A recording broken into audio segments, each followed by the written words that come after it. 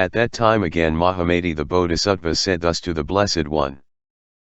The chain of origination as told by the Blessed One depends on a cause producing an effect, and that it is not a theory established on the principle of a self-originating substance. The philosophers also proclaim a causal origination when they say that all things rise conditioned by a supreme spirit, Isvara, a personal soul, time, or atom. How is it that the rise of all things is explained by the Blessed One in another terminology bearing on causation but in its meaning not different? Blessed One. The philosophers explain birth from being and non-being. While, according to the Blessed One, all things coming into existence from nothingness pass away by causation one, that is to say, the Blessed One has ignorance from which there rises mental conformation until we reach old age and death. This teaching as explained by the Blessed One is the doctrine of no causation and not that of causation. According to the Blessed One, 2 that being so, this is. If this is simultaneous conditionality and not successive mutuality, it is not right. There, Blessed One, the philosophers' teaching excels, and not thine. Why? The cause assumed by the philosophers is not dependent upon the chain of origination and produces effects. But, Blessed One, thy cause has reference to its effect and the effect to its cause, and thus there is an interconnection of causal links, and from this mutuality follows the fault of non-finality. When people talk about, that being so, this is. There is a state of causelessness. 1. This is according to the Chinese translations. In the Sanskrit text there is apparently an omission. 2. The Tiang reading seems to give the best sense. Replied the Blessed One. Not so, Mahamati. Mine is not a causeless theory of causation which results in an endless interconnection of causes and conditions. I speak of that being so, this is because of my seeing into the nature of the external world which is nothing but self-mind, and because of its unreality of grasped and grasping. However, Mahamati, when people clinging to the notion of grasped and grasping fail to understand the world as something seen of mind itself. And, Mahamati, by them the fault is committed as they recognize the external world as real with its beings and non-beings, but not by my theory of causation. 42. Further, Mahamati said. Blessed One, is it not because of the reality of words that all things are? If not for words, Blessed One, there would be no rising of things. Hence, Blessed One, the existence of all things is by reason of the reality of words. Said the Blessed One. Even when there are no corresponding objects there are words, Mahamati. For instance, the hare's horns, the tortoise's hair, a barren woman's child, etc. They are not at all visible in the world but the words are. Mahamati, they are neither entities nor non-entities but expressed in words.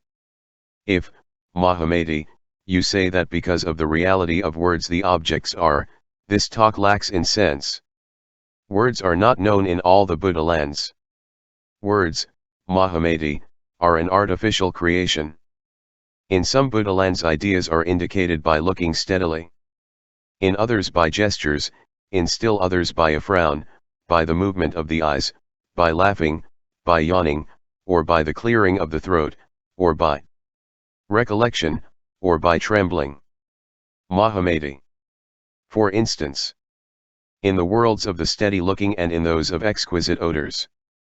And in the Buddha land of Samantabhadra the Tathagata Arhat, fully enlightened one, the Bodhisattva Mahasattvas by steadily looking without a wink attain the recognition of all things as unborn and also various most excellent samadhis. For this reason, Mahamati, the validity of all things has nothing to do with the reality of words. It is observed, Mahamati, even in this world that in the kingdom of such special beings as ants, bees, etc., they carry on their work without words. Thus it is said. 166. As space, the hare's horns, and a barren woman's child are non-entities except as expressed in words, so is this existence imagined. 167. When causes and conditions are in combination, the ignorant imagine the birth of this world. As they fail to understand this reason, they wander about in the triple world which is their dwelling. 43. At that time Mahamati the Bodhisattva Mahasattva again said this to the Blessed One. Blessed One, where dost thou pronounce sound to be eternal? The Blessed One replied. According to error, Mahamati. Since even to the wise there is this error, only that they are free from perversion. Mahamati. It is like the unwitted in the world who conceive a perverted idea regarding a mirage. A firebrand wheel, a hairnet, the city of the Gandharvas, Maya, a dream, a reflected image, and an Akshapurusha, but with the knowing it is not so, though it does not mean that those illusions do not appear to them. When, Mahamati, there is this error, diversities of forms are seen, though to this error the idea of impermanence is inapplicable. Why? Because it cannot be characterized with the ideas of being and non-being. Again, Mahamati, how are the ideas of being and non-being inapplicable to this error? Because all the ignorant take in varieties of situations, like the waves of the ocean and the waters of the Ganges, which are not seen by the Pretas, but seen by others. For this reason, Mahamati, the error existence or this world of illusion is not, but as this water is manifest to other people it is not a non-existence either. Thus to the wise, the error is neither a perversion nor a non-perversion. And for this reason, Mahamati, the error in itself is characterized with permanency, having the nature of non-distinction as far as its own appearance is concerned. Mahamati, being discriminated as regards its diversified individual signs, the error is perceived as differentiated. Thus the error, as far as its own nature is concerned, is characterized with permanency. Again, Mahamati, how is the error to be considered reality? Mahamati, for this reason that as regards this error the wise cherish neither a perverted knowledge nor an unperverted knowledge. It is such as it is and not otherwise. In case, Mahamati, the wise should cherish any thought whatever in this error, it goes contrary to the reality attainable by noble wisdom. If there is anything at all here it is the prattling of the ignorant, it is not the talk of the wise. Again, when the error is discriminated according to a perverted and an unperverted view, it gives rise to two classes of family, one of which is the family of the wise, and the other the family of the ignorant and simple-minded. Now, Mahamati, the family of the wise is divisible into three kinds, that is, the Sravakas, the Pratyekabuddhas, and the Buddhas. Mahamati, how does the Sravakayana family rise from the discrimination whereby the ignorant conceive the error?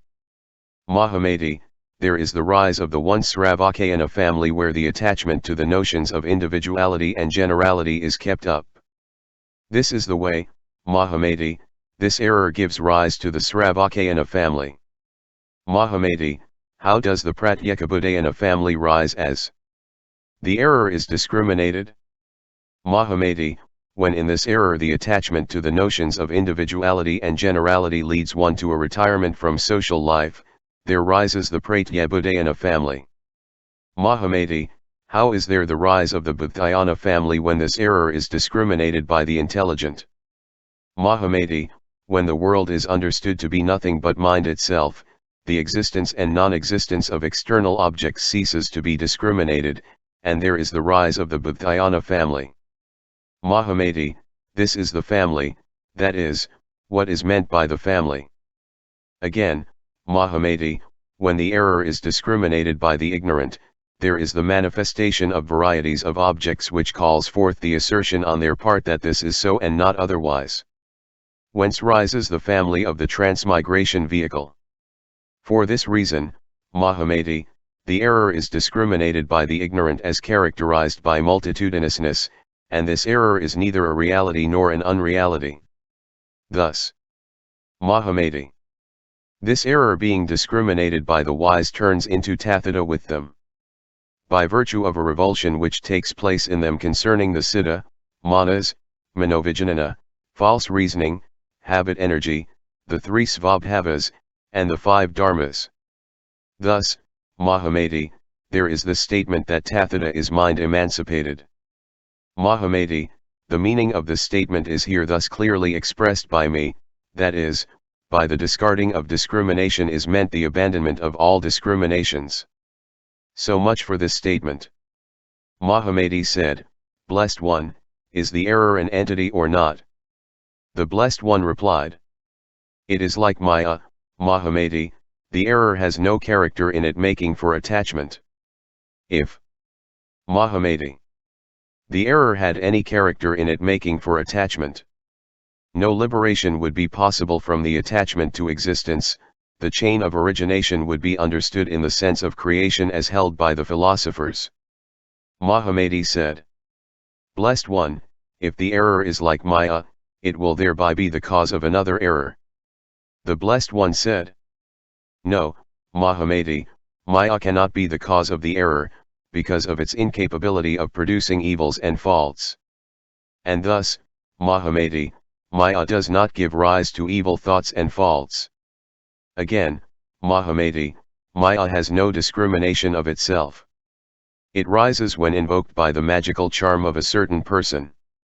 It has in itself no habit energy of evil thoughts and faults that, issuing from self-discrimination, affect it. Therefore, there are no faults in it. This is only due to the confused view fondly cherished by the ignorant regarding mind, and the wise have nothing to do with it. So it is said. 168. The wise do not see the error, nor is there any truth in its midst. If truth is in its midst, the error would be truth. 169. If there is the rising of individual forms apart from all error, this will indeed be error. The defiled is like darkness. 44. Further, Mahamati, Maya is not an unreality, because it has the appearance of reality. And all things have the nature of Maya. Said Mahamati.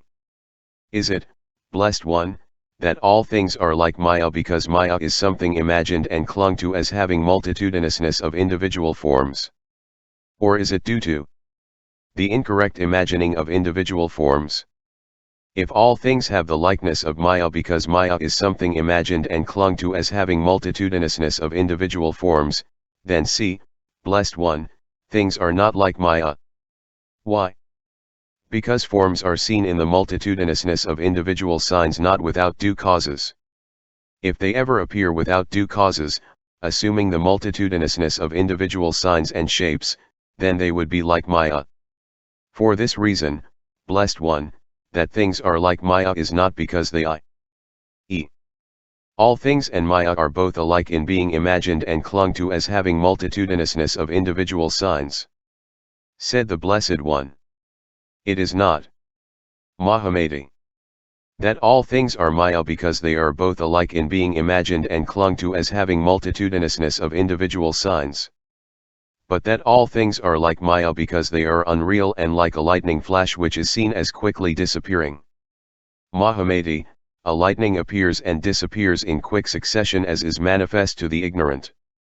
In the same way, Mahamati, all things assume individuality and generality according to the discrimination of the mind itself.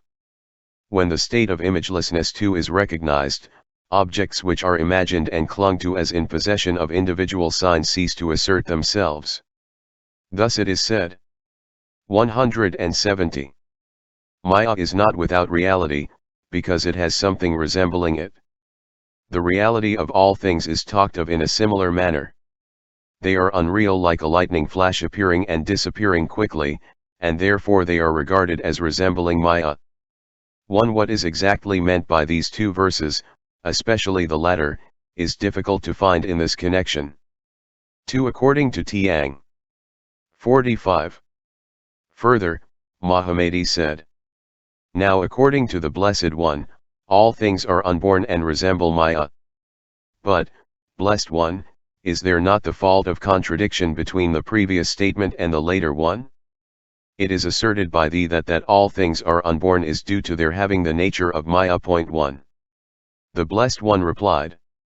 Mahamati, when all things are asserted to be unborn because of their having the nature of Maya, there is no fault of contradiction between my previous statement and my later one. Why?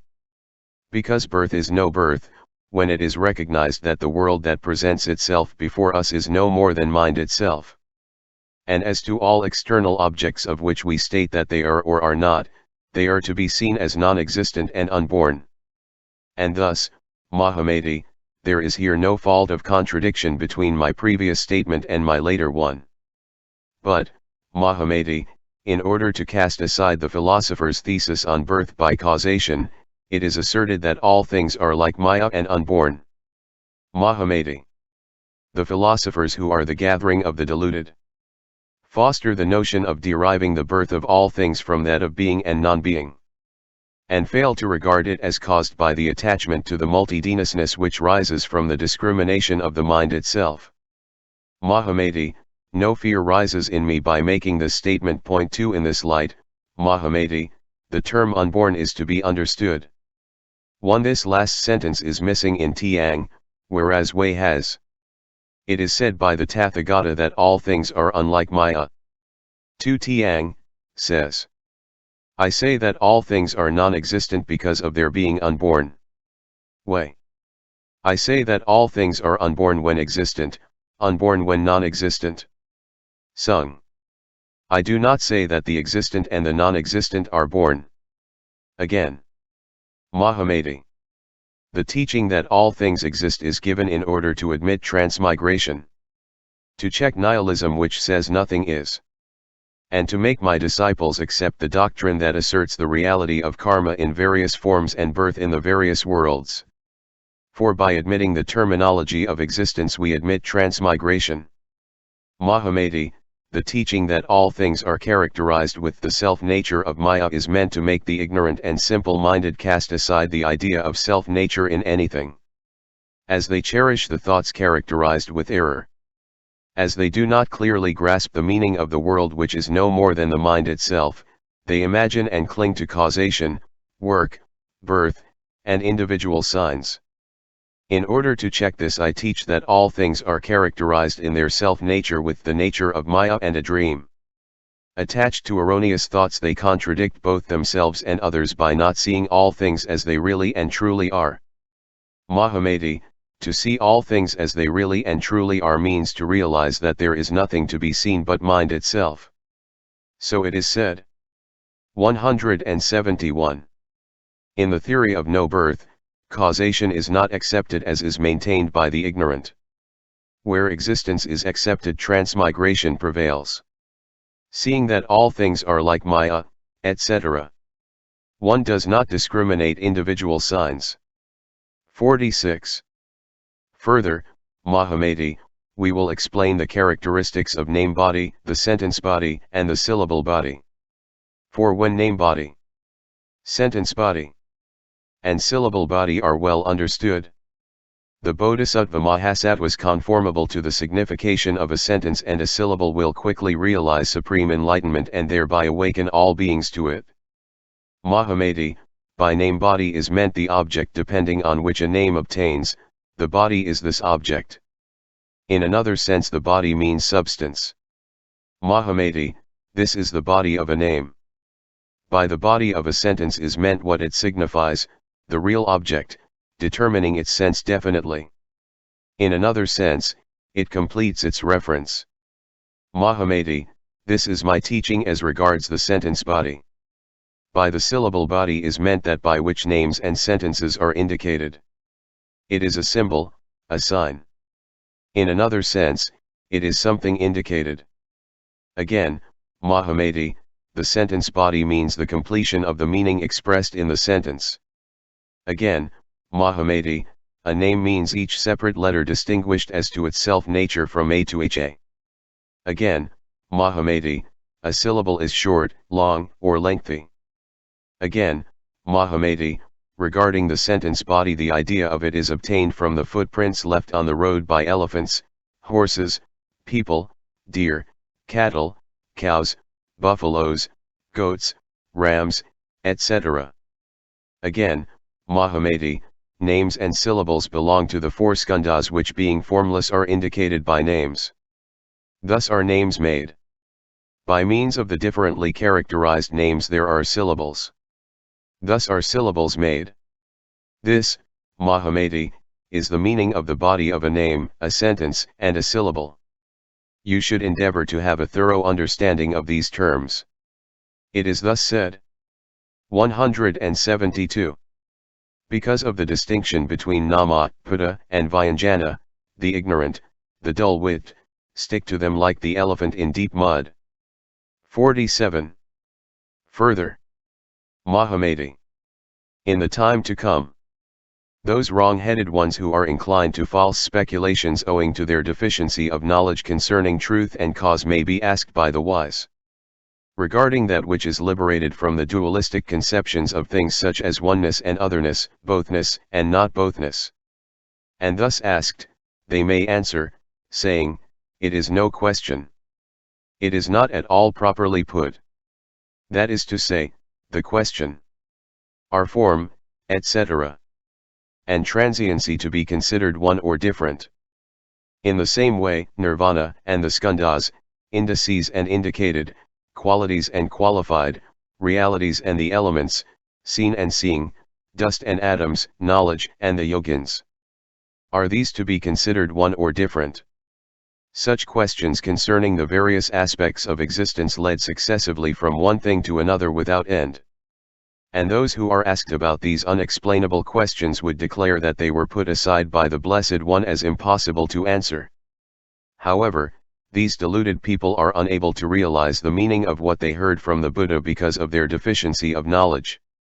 The Tathagatas, Arhats, fully enlightened ones do not explain these things to all beings because of their wish to keep the latter from the fear-inspiring phrases. Mahamati, these inexplicables are not taken up for consideration by the Tathagatas in order to keep the philosophers away from their wrong views and theories. Mahamati, the philosophers may declare thus. What life is, that is the body, or life is one thing, body is another. In these they make inexplicable statements. Mahamati, entirely bewildered by the idea of a creator, the philosophers make an inexplicable statement, but that is not found in my teaching. In my teaching, Mahamati, discrimination does not take place because I teach to stand above grasped and grasping. How could there be any setting aside here? But, Mahamati, to those who are addicted to grasped and grasping, as they do not have a thorough understanding of the world which is no more than what is seen of the mind itself, there is something to be set aside as inexplicable. Mahamati, the Tathagatas, Arhats, fully enlightened ones teach the Dharma to all beings by means of the four forms of questioning and answering. As to the propositions that are set aside as inexplicable, Mahamati, they are made use of by me on some other occasions for those whose senses are not yet fully matured. But for those of matured senses there is nothing to set aside. 48. Further, Mahamati, all things being devoid of doing and doer are unborn. As there is no doer, all things are therefore said to be unborn. Mahamati, all things are without self-nature. Why? Because, Mahamati, when they are examined by self-knowledge, there are no such signs obtainable which characterize them with individuality and generality. Therefore, all things are said to have no self-nature. Again, Mahamati, in all things there is no taking birth, no going out. Why? Because, Mahamati, the signs of individuality and generality are seen as existing and yet they are non-existent. They are seen as going out, and yet they do not go out. For this reason, Mahamati, all things are neither taking birth, nor are they going out. Again, Mahamati, all things are never annihilated. Why? For this reason that the individual signs that make up the self-nature of things are non-existent, and all things are beyond reach. Therefore, all things are said never to be annihilated. Again, Mahamati, all things are not eternal. Why? Because the rising of individual signs is characterized with non-eternally. Therefore, all things are said not to be eternal. Again, Mahamati, all things are eternal. Why? Because the rising of individual signs is no rising and is non-existent. And all things are eternal because of their non-eternally. Therefore, Mahamati, all things are said to be eternal. Thus it is said. 173. 1. The four kinds of explanation are direct statement, questioning, discernment, and setting aside, whereby the philosophers are kept away. 174. The Sunkha and the Vaishshika philosophers teach birth from a being or from a non-being. All that are proclaimed by them are the inexplicables. 175. When the self-nature of all things is examined by knowledge, it is beyond reach. Therefore, they are without self-nature and unattainable. 1. These three verses ought to follow 47. 49. At that time Mahamati the Bodhisattva Mahasattva again said this to the Blessed One. Pray tell me, Blessed One, regarding the stream entered and their special attainment which characterizes the state of the stream entered, whereby I and other Bodhisattva Mahasattvas thoroughly becoming acquainted with the stream entered.